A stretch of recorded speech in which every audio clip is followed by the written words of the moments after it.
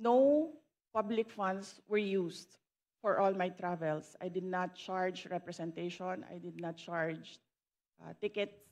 I did not charge per dime for all my travels in the office of the Vice President. So if you can see in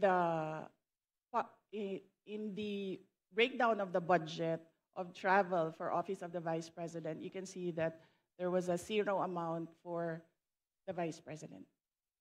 Thank you, ma'am. Madam Chair, Parliamentary inquiry. Next Chair, on- just to follow up on the question. So, una po, salamat po sa Vice I'm President sorry, for Congressman detailing. Tenyo, that was your last question. I'm sorry. Follow up na lang po yung I'm personal sorry. po ba I'm ang lahat sorry, in the at interest of time, we have to proceed. magkano po ang ginastos ng opisina at staff? Kasi totoo po, wala daw ginastos ang Vice I'm Presidente. sorry. Parliamentary Magkano ang ginastos inquiry. I'm ng sorry, staff? I'm sorry. Thank you, Madam Chair. Parliamentary Yes. inquiry. Madam Chair, I thought we're going to accord institutional courtesy to the Office of the Vice President. Bakit po natin binabanatan?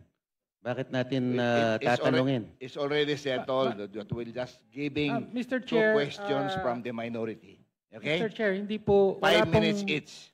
wala pong Opo. binabanatan But dito. this stood, Exception the other members Sandali to lang, from making a Congressman manifestation. Tenyo, sandali I lang. take exception to the use of the term binabanatan. Nagtatanong lang po tayo rito at lihitimo naman po ang mga tanong. Madam Chair. So I ask the congressman Mr. Chair, may we to withdraw request the for a comment. suspension of Session the... suspended. I Hearing second suspended. motion.